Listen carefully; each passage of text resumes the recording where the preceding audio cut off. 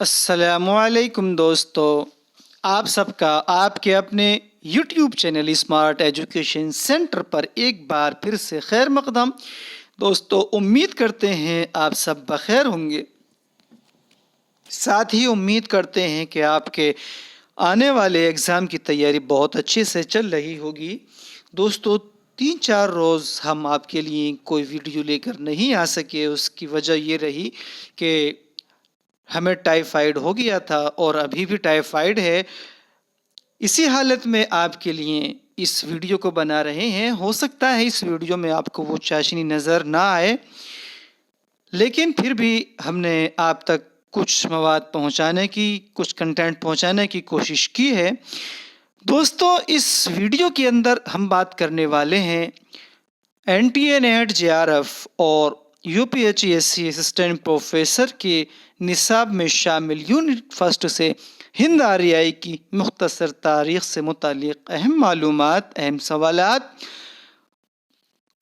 دوستو، ایک بات اور، نیشنل ایجوکیشن پالیسی 2020 جس میں یو جی کو سیمسٹر سسٹم میں ڈیوائڈ کر دیا گیا ہے، تو بی اے میں فرسٹ ایئر میں جو اردو کا سلیبس ہے اس کے نصاب میں بھی اس سے متعلق کچھ نصاب میں رکھا گیا ہے، تو ان کے لیے بھی یہ ویڈیو اہم ہے۔ آئیے دوستو، اس ویڈیو کو شروع کرتے ہیں۔ اس سے قبل ایک ریکویسٹ، اگر آپ اس چینل پر نئے ہیں اور ابھی تک آپ نے اس چینل کو سبسکرائب نہیں کیا ہے تو جلدی سے چینل کو سبسکرائب کیجئے اور اس کے سامنے بنے بیل آئیکن کو پریس کر دیجئے، جس سے آپ کو ہماری آنے والی سبھی ویڈیوز کی نوٹیفیکیشن وقت سے ملتی رہیں۔ آئیے دوستو، اس ویڈیو کو اب ہم شروع کرتے ہیں۔ بات کرتے ہیں زبان کیا ہے۔ دوستو، زبان آواز اور الفاظ کا مجموعہ ہے۔ ماہر لسانیات نے زبانوں کو صرفی، صوتی اور نحوی خصوصیات کی بنا پر 8 خاندانوں میں تقسیم کیا ہے، جن میں سامی، ہند چینی، دراوڑی، منڈا، افریقی بانتو، امریکی ملائی اور ہند یورپی خاندان، جس کے اندر یہ ہند یورپی خاندان ہے، یہ بہت اہم ہے۔ ہندی اور اردو اسی خاندان سے تعلق رکھتی ہیں۔ تو دوستو، اب بات کرتے ہیں ہند آریائی کے بارے میں۔ ہند آریائی کو ماہر لسانیات نے 3 حصوں میں تقسیم کیا ہے۔ اول، قدیم ہند آریائی، جس کا عہد 1500 قبل مسیح سے 500 قبل مسیح تک مانا گیا ہے، اور دوسرا ہے وسطی ہند آریائی، اس کا جو عہد مانا گیا ہے وہ 500 قبل مسیح سے 1000 عیسوی تک، اور نمبر 3 جدید ہند آریائی، اس کا جو عہد مانا گیا ہے وہ 1000 عیسوی سے تاحال مانا گیا ہے۔ دوستو، اب اس سے متعلق کچھ سوالات۔ سوال نمبر 1، زبانوں کے ہند یورپی خاندان کا وجود اس بات کی دلیل نہیں بن سکتا کہ اس کے بولنے والے بھی ایک ہی نسل سے ہوں گے۔ صفحہ نمبر 1، مقدمہ تاریخ زبان اردو مذکورہ بالا قول کس اہم شخصیت کا ہے؟ اس کا جواب ہے میکس مولر کا۔ سوال نمبر 2، ہندی بھاشا اور ساہتیہ کا وکاس کس مصنف کی کتاب ہے؟ جواب ہے پنڈت ہری اودھ کی۔ دوستو، یہ سوال ویسے تو ہندی سے متعلق رکھتا ہے، لیکن یہاں پر بات ہند آریائی کی ہو رہی ہے اور اس کتاب کے اندر ہند آریائی سے متعلق اہم انکشافات کیے گئے ہیں، تو اس لیے اس کا یہاں پر پوچھنا بھی ضروری ہے۔ ہندی بھاشا اور ساہتیہ کا وکاس کس مصنف کی کتاب ہے؟ تو جواب ہے پنڈت ہری اودھ کی۔ سوال نمبر 3، مسعود حسین خان کے مطابق آریوں کی آمد ہندوستان میں کس جانب سے ہوئی؟ دوستو، ایک اہم سوال ہے یہ سوال نمبر 3 کہ آریوں کی آمد ہندوستان میں کس جانب سے ہوئی، تو اس کا جواب شمال مغربی ہندوستان کی جانب سے۔ سوال نمبر 4، آریہ کون سی زبان بولتے ہوئے سمت ایران سے ہندوستان میں داخل ہوئی؟ تو جواب ہے ہند ایرانی زبان بولتے ہوئے۔ سوال نمبر 5، ہندوستان میں آریوں کا سامنا کس قوم سے پڑا؟ یعنی کہ جب آریہ ایران کے راستے سے ہندوستان آئے تھے تو ان کا سامنا کون کون سی قوموں سے ہندوستان میں ہوا؟ تو جواب ہے دراوڑی اور راشٹری قوموں سے ہوا۔ سوال نمبر 6، ہند ایرانی نے کس زبان کے اثرات قبول کر کے ہند آریائی کی شکل اختیار کی؟ جواب تراوڑی۔ سوال نمبر 7، برہمی رسم الخط کس تہذیب کی دین؟ جواب ہے قدیم آریائی تہذیب کی۔ سوال نمبر 8، قدیم ہند آریائی کا عہد کب تک مانا جاتا ہے؟ جواب ہے 1500 قبل مسیح سے 500 قبل مسیح تک۔ سوال نمبر 9، آریائی زبان کا پہلا مستند نقش کس شکل میں ملتا ہے؟ جواب ہے رگ وید کی شکل میں، اور تقریباً یہ 1000 قبل مسیح سے بھی قبل ہمیں دیکھنے کو ملتا ہے۔ سوال نمبر 10، قدیم ہند آریائی زبان میں لام کی جگہ کون سی آواز مستعمل تھی؟ جواب رے اور لام دونوں کے لیے رے کی آواز مستعمل تھی۔ سوال نمبر 11، آریائی سلطنت کے عروج کے زمانے میں قدیم ہند آریائی زبان کی کتنی شکلیں بن جاتی ہیں؟ جواب 3 شکلیں بن جاتی ہیں آریائی سلطنت کے عروج کے زمانے میں قدیم ہند آریائی کی۔ نمبر 1، ادیجا جو کہ شمال مغربی ہندوستان کی زبان، اور دوسرا ہو جاتی ہے اس کی شکل مدھیہ دیشا جو کہ مدھیہ دیش یعنی کہ امبالہ سے الہ آباد کی زبان، اور نمبر 3، پراچی مشرقی ہندوستان کی زبان، مشرقی یو پی اور مشرقی بہار کی زبان اس کو آریائی حقارت کی نظر سے دیکھتے تھے۔ سوال نمبر 12، پانڈی کی تصنیف اشٹادھیائی کی نوعیت کیا ہے؟ جواب سنسکرت کی قواعد ہے اس کے اندر۔ سوال نمبر 13، لسانیاتی جائزہ ہند کا مصنف کون ہے؟ جواب ہے گریڈسن۔ سوال نمبر 14، بدھ مذہب کے ماننے والوں کے نزدیک سب سے پہلی زبان ہے؟ جواب ہے پالی، اسی میں گوتم بدھ نے بدھ مذہب کی تبلیغ کی۔ سوال نمبر 15، قدیم ہند آریائی عہد میں کن زبانوں کو فروغ حاصل ہوا؟ جواب ہے ویدک سنسکرت اور کلاسیکل سنسکرت کو۔ سوال نمبر 16، ڈاکٹر سودیش شرما نے قدیم ہند آریائی کو کتنی منزلوں میں تقسیم کیا ہے؟ تو اس کا جواب ہے 5 منزلوں میں۔ پہلی منزل وید کی منزل، وید کی منزل یعنی جس میں وید تصنیف کیے گئے، رگ وید، یجروید، اتھروید اور سام وید۔ اور دوسری جو منزل ہے وہ ہے عہد مانتی کی منزل، یعنی کہ وہ منزل جس میں پانڈنی نے اشٹادھیائی اور پتنجلی نے مہا بھاشیہ تصنیف کی۔ وہ دور ہے جس میں سنسکرت عالموں کو زبان بن جاتی ہے۔ اور تیسری منزل ہے رامیا کی منزل، اس کو ادبی منزل بھی کہا جاتا ہے، اسی میں مہابھارت تصنیف ہوئی۔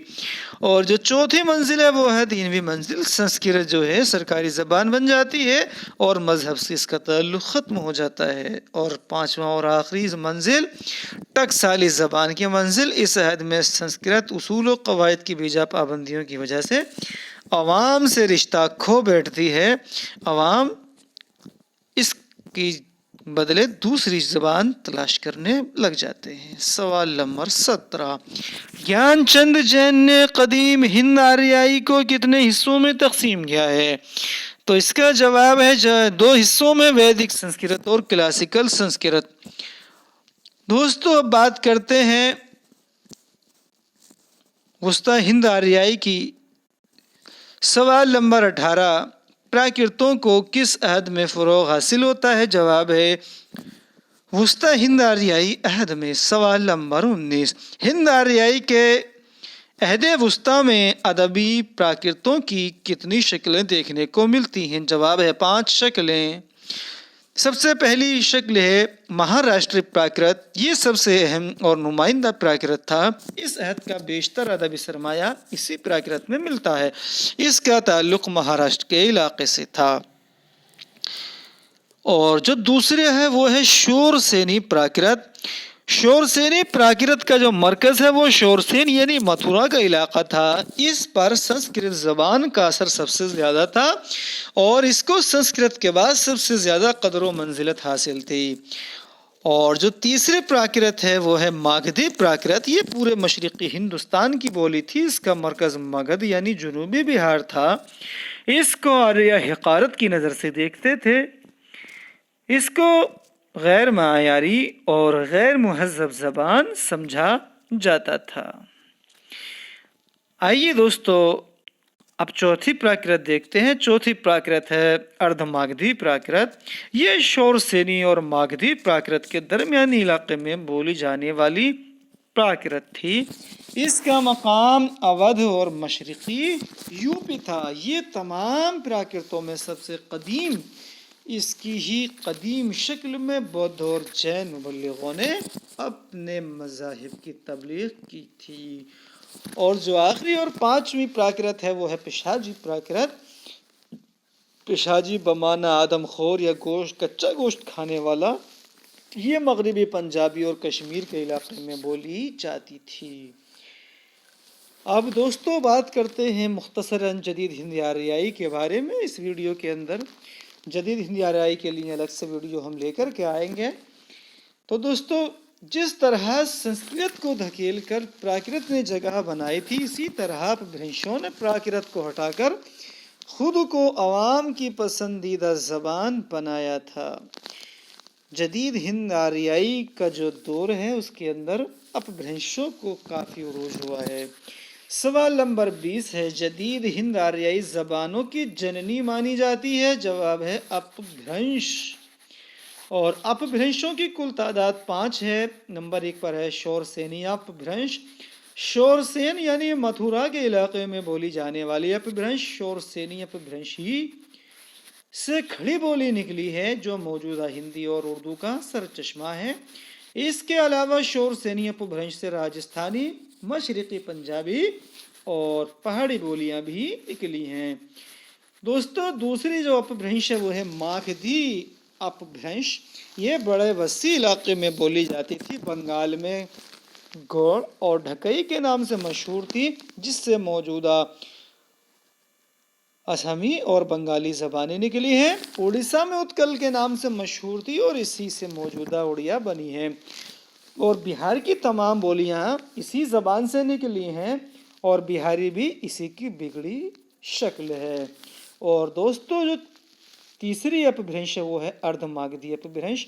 پورب کی تمام بولیاں اسی سے نکلی ہیں، یعنی اودھی، چھتیس گڑھی اور بھوجپوری۔